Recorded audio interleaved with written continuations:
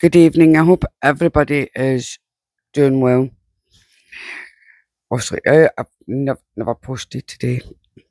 I was up all night last night.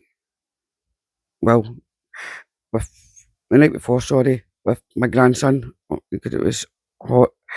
He just wouldn't go to sleep to the back of one, which is very, very unlike him. When he is only one, he's still a baby. Um, what we're speaking about is the Krays brothers. I mean, I don't know if anybody's watched the film. I mean, the Kray brothers were identical twins, and they were named Ronald and Reginald Kray, who became notorious English gangsters and organised crime figures from the East End of London in the 1950s and the 1960s. Their gang, known as the Firm, engaged in a range of criminal activities, including protection rackets, fraud, murder, and arson, and operated from Bethnal Green. They achieved celebrity status through the West End nightclubs and their connections with politicians and celebrities before their arrest in 1968 and their stuck life sentences for murder. And the two of them are now passed away because I've read books on I've watched a film, very intrigued because they used to do boxing and things like that, um, and obviously went into a life of crime. 'Cause I think their dad was in that life. One of them was gay as well.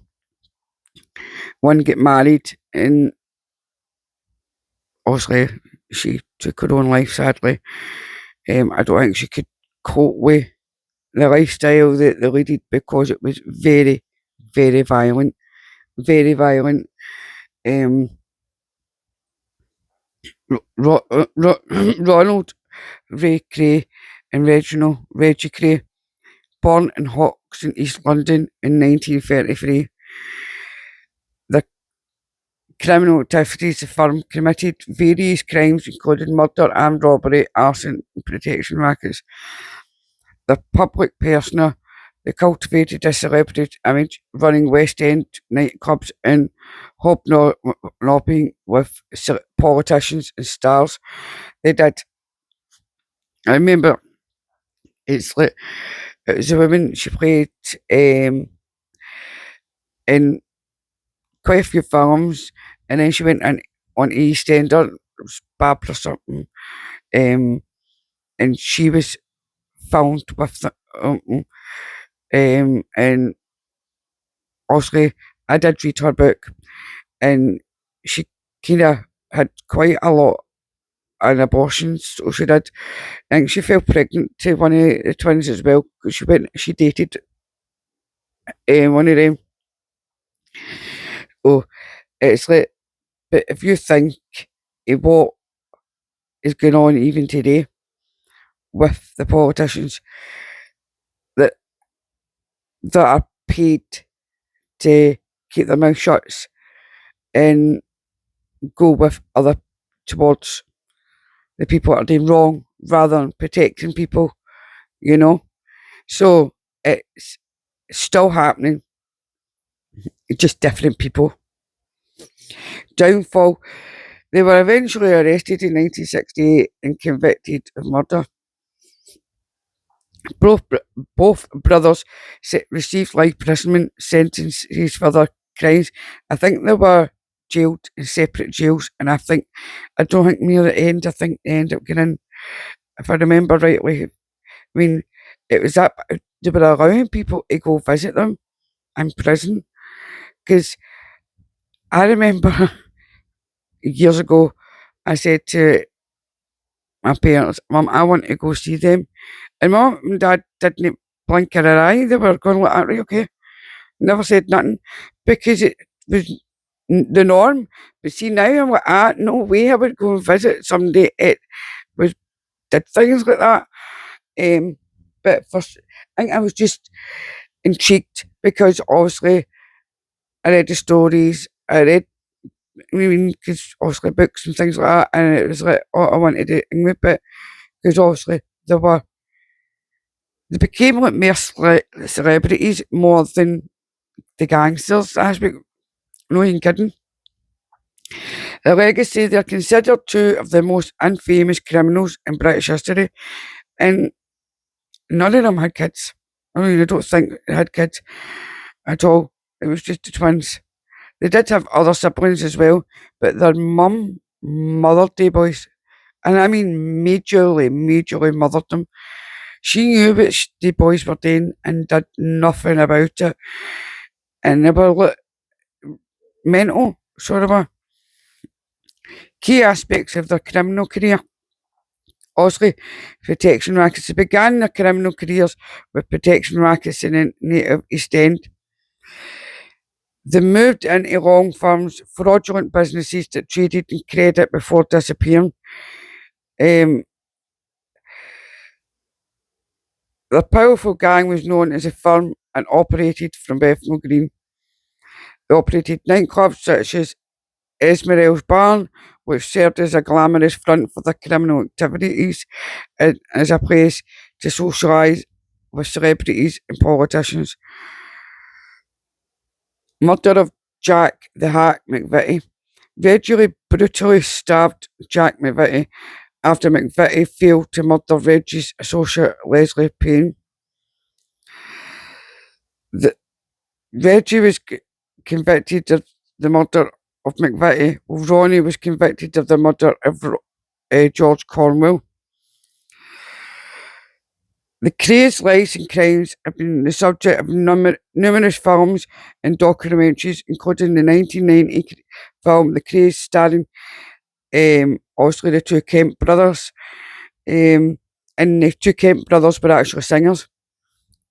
And the 2015 film Legend, starring Tom Hardy. I've not seen obviously the 2015 movie, but I did watch the one with the Kemp brothers. They became both figures of fear and symbols of a particular era in London's underworld. They were obviously, as I say, they were brutal. I mean, absolutely brutal. So they were, obviously, both of them were born on the 24th of October 1933. Ronald died on the 17th of March 1995, and Reginald died in the 1st of October 2000. Obviously, say they were organised crime figures and identical twin brothers from Haggerson who were promoted from the late 1950s until their arrest in obviously 1968. I mean, they were, as I said, they went in, see if they wanted a place, they would just take the place, they would smash the place up and all the rest of it. It was, and I think, if I remember, there was like guns and things like that, but there was all sorts of weapons involved. I don't believe in things like that. I think if you, it's like, because that's just, they weren't nice. Reggie's spouses were Frances She. She was born, they were married in 1965 and she died in 1967. And then he was married again to Rebecca Jones, and they were obviously they were married in 1997. Ronnie was married to Annalene Mildner in 1985 and divorced in 1989. And then he married a Kate Howard in 1989 and divorced in 1994. The mum was obviously Violet Kray, not obviously they had the brother Charlie Kray, but I thought there was another brother, but according to this, there's only one. But I thought they had more, but they definitely did not have any children at all. None of them. I mean, because as I said, one of them was gay, but didn't come out. Because remember, in the times it wasn't seen as it was seen as not the norm. Now it's okay. I mean, it's very hard for people that like the other sex and they can't feel it. They can tell their parents, and I think that's very sad. I mean, it's like I don't think it should be at schools. That's not a thing, and I don't believe in them trying to indoctrinate kids at school. Schools are for learning for things and not for things like this. Because there's other ways. I mean, please, if you feel as if you go to somebody like your best friend, somebody, another relative, maybe sit your parents down, or at least one of the parents down, because they will come around eventually. It's very hard when you find out one of your kids or anyway. But to me, it's like it, one of my kids said something, then it's fine. It's like I still love you no matter what. Your kids are your kids. It's like love them for who they are. You give birth to them. Do you know what I mean? And you raise them, and you love them no matter what. It doesn't matter if they're straight or gay, whatever. It's be who you are. Don't. But one thing, don't impose whatever you are onto other people, and don't demand that things that you should be getting into women's toilets and all the rest of it. Have respect. Have respect. Don't go the woke way. It's not nice. Just be who you are and know that you are loved. It's just that these governmentals and people are brainwashing these guys, okay? But you'll see it one day when you're a lot older. The Osleys gang was, I mean, I just can't believe that. I think it's just the fact that there were people loved the Kray brothers, and I mean, totally loved these guys as if they were an actor and a singer. But you've got to remember who these people were. They got done for arson, they got done for armed robbery, they got done for murder, they got done for protection rackets, gambling and assaults, and it wasn't just a wee punch in the face or something. It was brutal, and they would go to shops and say, "Oh, you can give me money, I'll protect your shop, but you need to pay me for that." No, that's wrong. Now think about with the way the shops are, the way you have to pay the government money. That is just like them just being what gangsters basically, except they're in the government. Why do you want to pay something your hand earned cash to lunatics? I mean, obviously they were mixing with, as I say, celebrities, mixing with prominent members of London society, being photographed by a David Bailey and interviewed on television like they were celebrities. Obviously they were arrested and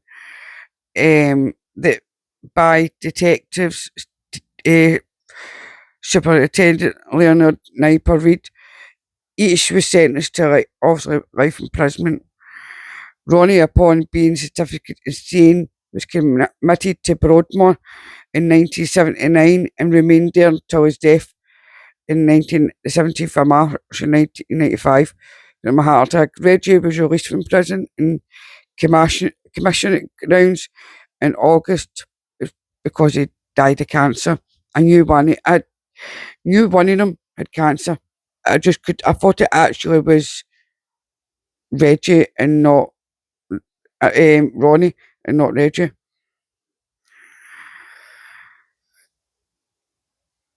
Obviously, they were born in East London. Charles David Kray, who was born in 1907, and also he died in 1983. And Violet Ann Lee, who was born in 1909, she died in 1982. And also the boys did go to, they went, the Krays were thorough EastEnders. Charles from Shoreditch and Violet from Bethnal Green, and apparently of mixed Irish and Austrian Jewish and Romical descent, although that has been disputed. The brothers were identical twins, also one being born 10 minutes before each other. They already had a 6-year-old son called Charles James. And he was born in 1927 and also died in 2000. And two of the brothers died. They're all buried next to each other. They've got a sister, Violet, was born in 1929 and she died when she was a baby. The twins contracted diphtheria when they were 3 years old. And I think that's where the mum mothered them, I think, because the sister died and it just kind of, it was not just mothered them, they mothered the other boy as well. I mean, she really mothered him. She kind of went over. I know we mothered our kids, but it's like she kind of went over the board, so she did. The Kray household was dominated by their mother, who remained the brothers' most important influence during their childhood. Their father was a rag and bone man with a fondness for heavy drinking. His work led him to a life of nomadic lifestyle as he travelled all over southern England looking for junk to sell. Who doesn't remember the rag and bone man? I remember, I mean, I know it used to be in a car, but I remember growing up, it's just, see, that was like, it was a van and came round and it was happily to help my mum go down with like, old clothes that didn't fit me or my wee sister or any of my cousins, because everybody would give that to my mum and my mum would give it to the rag and bone guy in the van. But now it's charity shops. That's really all it is. It was the rag and bone man, now it's charity shops. And even when he was in London, he frequented pubs more often than his home. The Kray twins first attended Wood Close School in Brick Lane and the Daniel Street School, Bethnal Green. In 1938, the family moved from Steen Street in Haggerson to 178 Valence Road in Bethnal Green. Mrs. Kray was regarded a minor celebrity in Bethnal Green for giving birth to and raising a healthy pair of twins at a time when the child mortality rate was high among the British working class, especially during the war period. So bringing up, it's like, because remember, it's like back then a lot of kids passed away and things like that. So obviously, and that's a lot of parents if they get, but that's why parents became very clingy to their children, or maybe not so. It was normal that one of the twins born into the working class families would die before adulthood, and it was most unusual that both the Kray twins survived, making their mother the subject of much admiration in Bethnal Green, perhaps contributing to her perceived inflated ego. There was a feeling within Bethnal Green that there was almost an unnatural and emotional closeness between the twins and their mother, who shunned the company of others. Ronnie later stated about his childhood: "We had our mother, we had each other, so we never needed no one else." One of the Cray twins' cousins who attended school with them, Billy Wiltshire, recalled, "It's hard to see exactly what it was, but there weren't like other children." The Crays' biographer John Pearson argued that their mother planted the seeds of the um, malignant narcissism that the twins would display as adults by encouraging her sons to think of themselves as being extraordinary while spoiling their every whim. She made them who they were because obviously she said, "Oh, they were a miracle," and things like that, and she kind of thrived on that, and obviously then thrived on the celebrity status era thing. During the Second World War, Mr. Cray deserted from the British Army, having been conscripted in September 1939. He spent the next 15 years living as a fugitive, being finally arrested in 1954, the year my dad was born. During this period, he was only irregularly involved in raising his family. Meanwhile, the twins were evacuated to East House in Hadley, Suffolk, with their mother and their older brother. The family remained in Hadley for about 1 year before moving back to London, as Mrs. Cray missed her friends and family. While they were in Hadley, the twins attended Bridge Street High School, Bridge Street Boys School. Back then, it's like the boys and the girls side, because I remember my dad going to high school and it was boys and the girls side, and it's now a hospital, but they've got on the site it's a hospital, but on the site they've got boys, and they've kept some of the kind of, it's just so that people remember. So, which it's nice to see, but it's a shame when old buildings go.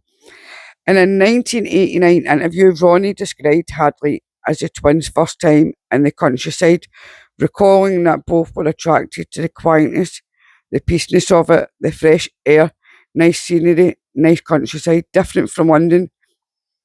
We used to go to a big hill called Constitution Hill and used to go sledging there in the winter time.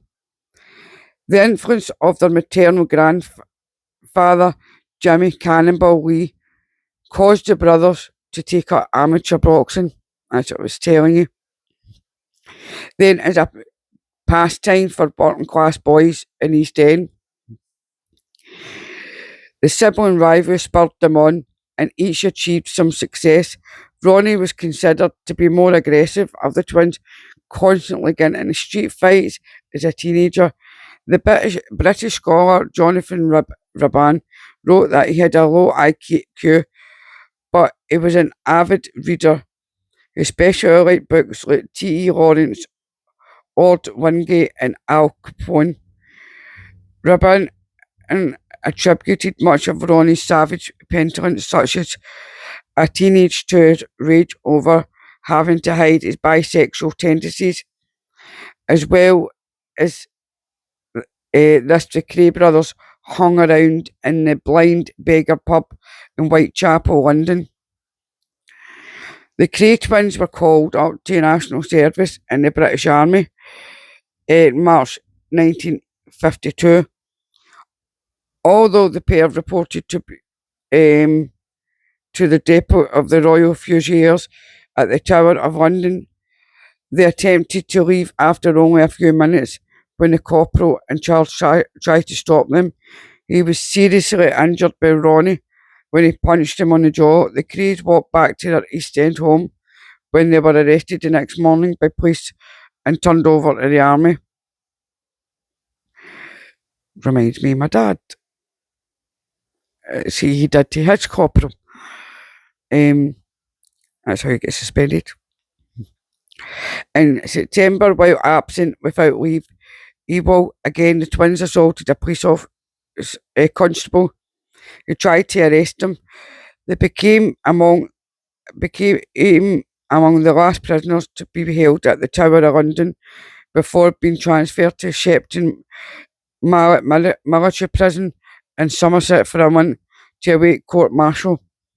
After they were convicted, both were sent to Buff's Home Counties Brigade Depot Jail in Canterbury, Kent. However, when it became clear that they would both be dishonourably discharged from the army, the Cray's behaviour worsened. They dominated the exercise areas outside their one-man cells, threw tantrums, emptied a latrine bucket over a sergeant, dumped a canteen full of hot tea in another guard, handcuffed yet another guard to their prison bars with a pair of stolen cuffs, and set their bedding on fire. Eventually, were moved to a communal cell where they assaulted the guard with a vase and escaped. After being quickly recaptured, they spent the last night in military custody in Canterbury, drinking cider, eating crisps, and smoking a cigar, courtesy of the young national servicemen acting as their guards. The next day, the Crays were transferred to a civilian prison to serve sentences for the crimes they committed while AWOL. Raban wrote that that prison psychiatrist who examined Johnny found him to be extraordinarily subnormal, psychopathic, schizophrenic, and insane. Despite their brief and disastrous military career, upon their release, the Crays adopted an extremely militaristic style, as Ronnie took to calling himself the Colonel, while their home at 178 Valence Road was dubbed Fort Vallis. Obviously, I'll go into more depths at other bits if you're wanting, because there's lots, but the Crays were just absolutely lunatics, and it didn't help their mum. I mean, it's all right to say that to your miracles to your kids, and you were because our kids are all miracles, but she really rummed thoughts into their heads and made them who they were back then, and obviously scared the living daylights out of people on purpose. They murdered people and all the rest of it. It's murder. Doing things like that is so wrong. It's so wrong. But I'll speak about the rest of this because I do like speaking about I do like speaking about the twins. I've read so much on them, by other people's books and things like that, and I've watched the film, and it intrigued me then that I wanted to visit them, which I don't know what I was thinking. But I'll speak again, as I say, anyway. So I'll send in love and light and good night, and take care of yourself, guys, because there's too much anger, hatred in this world.